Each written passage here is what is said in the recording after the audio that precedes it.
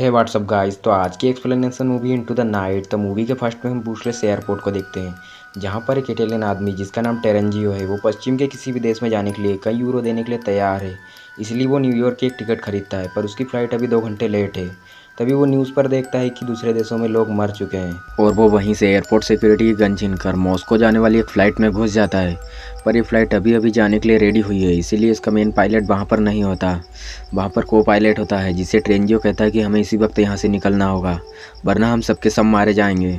पर पायलट कहता है कि तुमने पी रखी है क्या, और गन छीनने लगता है। और इस हाथापाई में पायलट के हाथ पर गोली लग जाती है, और पायलट कहता है कि अब मैं इस फ्लाइट को अकेले नहीं उड़ा सकता।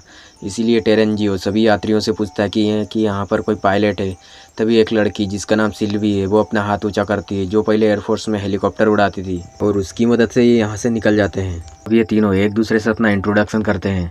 ट्रेंजियो कहता है कि मैं नाटो का एक ऑफिसर हूँ, और मुझे अपने ऑफिस से पता चला है कि सूरज की किरणें सभी इंसानों को मार रही हैं।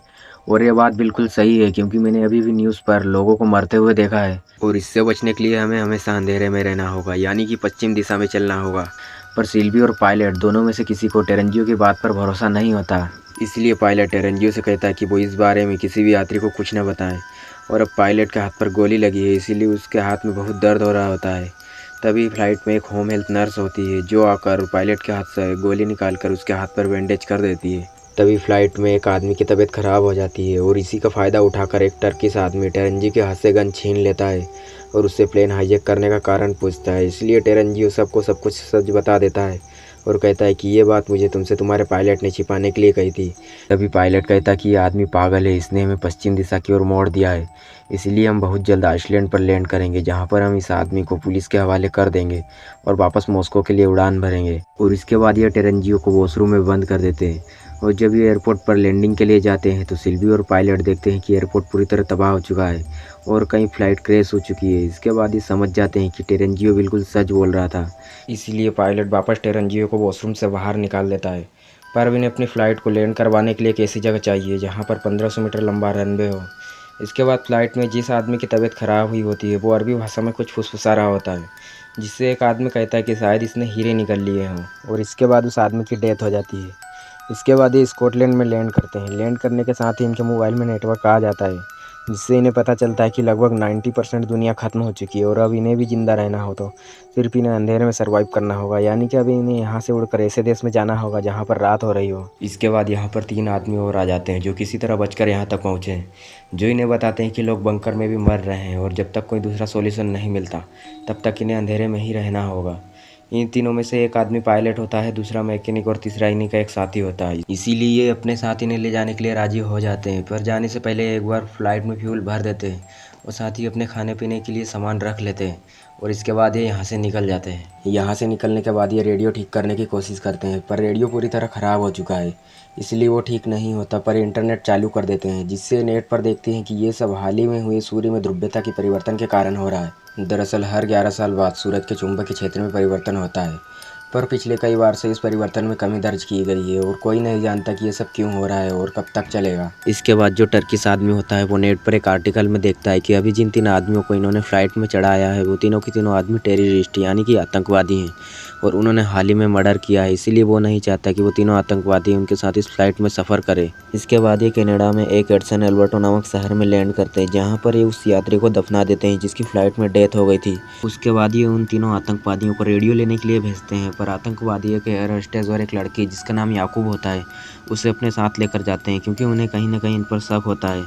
और इसके बाद जैसे ही ये इलेक्ट्रॉनिक की दुकान में पहुंचते हैं, याकूब चुपके से एक रेडियो अपने बैग में छुपा लेता है, और उन तीनों आतंकवादियों को एक कमरे में बंद कर देता है। दरअसल इनका एक प्लेन होता है, पर एयर होस्टेस को इसके बारे में कुछ नहीं मालूम होता, इसलिए वो याकूब के साथ नहीं आना चाहती, और याकूब को न चाहते हुए भी वहाँ से अकेले निकलना पड़ता है। पर टेररिस्ट किसी तरह बाहर आ जाते हैं और याकूब का पीछा करते हैं, पर याकूब किसी तरह फ्लाइट तक पहुंच जाता है और फ्लाइट में चढ़ जाता है। इसलिए आतंकवादी फ्लाइट पर गोली चलाते हैं, जिससे एक गोली फ्लाइट की विंडो पर लग जाती है, और साथ ही एक आतंकवादी फ्लाइट के लैंडिंग गियर बॉक्स में चढ़ जाता है। पर इसके बाद फ्लाइट टेक ऑफ हो जाती है, और ये यहाँ से निकल जाते हैं, और इनका रेडियो भी ठीक हो जाता है, जिससे इन्हें पता चलता है कि हवाई में एस्ट्रोनॉट की ट्रेनिंग के लिए पानी के नीचे एक सीक्रेट जगह बनाई गई है, जहाँ पर इंसान जिंदा रह सकते हैं। पर हवाई तक जाने के लिए इनके पास उतना फ्यूल नहीं होता। इसीलिए सिल्वी और पायलट अलास्का में अट्टू आइलैंड पर रुक कर फ्यूल भरने का तय करते हैं। तभी कॉकपिट में वार्निंग अलार्म बजना स्टार्ट हो जाता है, जिससे पायलट समझ जाता है कि उन तीनों आतंकवादियों में से एक आतंकवादी लैंडिंग गियरबॉक्स में चढ़ गया है और छुप कर इनके साथ जा रहा है। इसीलिए वो सभी यात्रियों से सीट बेल्ट लगाने के लिए कहता है, क्योंकि वो फ्लाइट को बहुत ऊपर और तेज़ी से उड़ाएगा ताकि ऑक्सीजन की कमी के कारण वो आतंकवादी बेहोश होकर नीचे गिर जाए। और इसके बाद वो फ्लाइट को बहुत ऊपर और तेज़ी से उड़ाता है, जिससे हवा का प्रेशर बढ़ जाता है और वो विंडो जिस पर गोली लगी हुई होती है वो हवा के प्रेशर के कारण टूट जाती है और फ्लाइट में भी ऑक्सीजन की कमी होने लगती है। पर याकूब किसी तरह उस विंडो को पैक कर देता है, इसीलिए इन्हें फ्लाइट को वापस नीचे लाना पड़ता है और वो आतंकवादी अभी भी इनके साथ सर्वाइव कर रहा होता है। इसलिए टेरेंजियो, टर्किश आदमी और याकूब नीचे जाकर उस आतंकवादी को खत्म कर देते हैं। उसके बाद जैसे ही ये तीनों की तीनों ऊपर जाते हैं, उस टर्किश मैन को सारे पैसेंजर इस तरह देखते हैं मानो उसने कोई बहुत बड़ा गुनाह किया हो। दरअसल उसके बैग में बहुत कीमती हीरे मिले हुए होते हैं और अभी फ्लाइट में एक आदमी की हीरे निकलने की वजह से डेथ हो गई थी। तभी टर्किश मैन बताता है कि वो हीरो की स्मगलिंग करता है और अभी फ्लाइट में जिस आदमी की डेथ हुई थी वो उसी का आदमी था, जो कि गले में डायमंड छिपा कर रख सकता था, पर उसने गलती से हीरे निगल लिए और उसकी डेथ हो गई। इसके बाद सभी यात्रियों को लगता है कि टर्किश मैन ने बहुत बड़ा गुनाह किया है, इसलिए वो उसे हथकड़ी से बांध देते हैं और इसके बाद ये अलास्का में अट्टू आइलैंड पर लैंड करते हैं, जहाँ पर ये उस टूटी हुई विंडो को रिपेयर कर देते हैं और साथ ही फ्यूल भी भर लेते हैं। और इसके बाद ये यहाँ से निकलने वाले होते हैं। तभी टेरेंजियो सभी को बताता है कि जब वो नाटो के पोस्ट में था, जहाँ पर उसे इस समस्या के बारे में पता चला था, तब वे लोग इस आपदा के बारे में नहीं बल्कि आश्रय के बारे में भी बात कर रहे थे, यानी कि इन्हें नाटो के ऑफिस से इस समस्या का कोई ना कोई रास्ता मिल सकता है। और इसके बाद ये टर्किश मैन की हथकड़ी भी खोल देते हैं और यहाँ से निकल जाते हैं। इसके बाद हमें पायलट को दिखाते हैं जो कई घंटों से बिना सोए फ्लाइट उड़ा रहा होता है, इसीलिए उसे चक्कर आ रहे होते हैं। और इसके बाद वो वॉशरूम में जाता है और वहीं पर बेहोश हो जाता है। और इनके साथ जो नर्स होती है वो इन्हें बताती है कि पायलट के हाथ में जो घाव होता है उसने पूरे शरीर में इन्फेक्शन फैला दिया है, इसीलिए मुझे इसका ऑपरेशन करना होगा, पर उससे पहले हमें बहुत जल्द हॉस्पिटल पहुंचना होगा। पर पायलट के बेहोश हो जाने के कारण फ्लाइट लैंडिंग की बड़ी समस्या खड़ी हो जाती है, क्योंकि सिल्वी सिर्फ एयरफोर्स में हेलीकॉप्टर उड़ाती थी, इसीलिए उसे इस तरह की बड़ी फ्लाइट को लैंड करवाने या टेक ऑफ करवाने के बारे में उतना ज़्यादा नॉलेज नहीं होता। पर वो यूट्यूब पर कई ऑनलाइन वीडियो देखती है और फ्लाइट को किसी तरह लैंड करवा देती है और ये वापस ब्रुसेल आ जाते हैं, जहाँ से इन्होंने सबसे पहले उड़ान भरी थी। और यहीं पर टेरेंजियो के नाटो का ऑफिस भी होता है, जहाँ पर टेरेंजियो को सब कुछ इस समस्या के बारे में पता चला था। और इसके बाद ये सभी आपस में मिलकर 3 टीम बना लेते हैं और उसके अनुसार काम करते हैं। एक टीम का काम होता है कि नाटो के ऑफिस जाकर बंकर के बारे में जानकारी हासिल करे, और दूसरी टीम का काम होता है कि पायलट को हॉस्पिटल ले जाकर उसका इलाज करे, और तीसरी टीम का काम होता है कि वो यहीं पर रुककर फ्यूल और खाना रिफिल कर दे। और इसके बाद सभी टीमें अपने अपने काम में लग जाती है। सबसे पहले हमें उस टीम को दिखाते हैं जो नाटो के ऑफिस गई होती है। इस टीम में टेरेंजियो, टर्किश आदमी और इन्हीं का एक साथी होता है। और दूसरी टीम भी पहुंच जाती है, जहां पर नर्स पायलट का इलाज स्टार्ट कर देती है और तीसरी टीम भी अपना काम अच्छे से कर रही होती है। तभी हमें दिखाते हैं कि नाटो के ऑफिस में टेरेंजियो और टर्किश मैन के बीच फाइट स्टार्ट हो जाती है, जिसमें टेरेंजियो टर्किश मैन के सर में मार देता है और वो वहीं पर बेहोश हो जाता है। इनकी टीम का तीसरा मेंबर जो सिक्योरिटी रूम में कैमरों की रिकॉर्डिंग सुन रहा होता है, उससे बंकर की लोकेशन के बारे में पता चल जाता है। तभी वहां पर टेरेंजियो आता है और उसे वापस चलने के लिए कहता है, पर वो कैमरे में देखता है कि टर्किश मैन वहां पर बेहोश पड़ा है।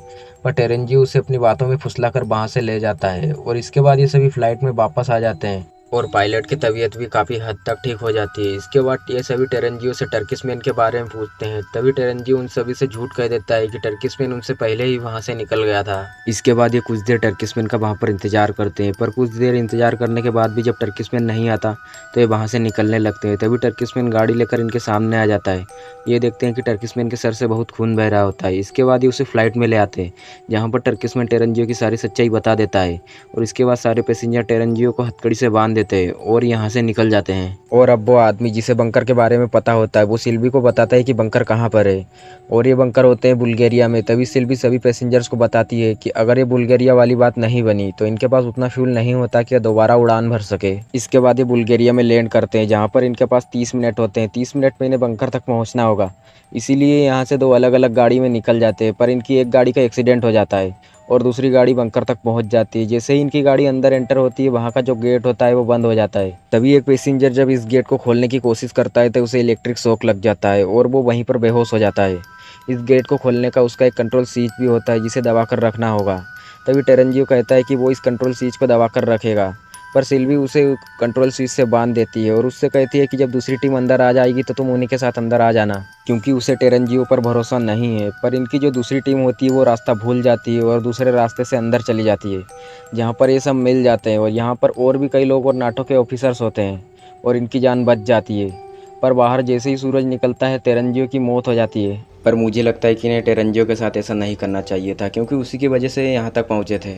आपको क्या लगता है? Please write A comment box. इसी के साथ ये वेब सीरीज़ यहीं पर समाप्त होती है। ये वेब सीरीज़ 2015 में आई थी, जो कि नेटफ्लिक्स की टॉप वेब सीरीज़ में से एक है।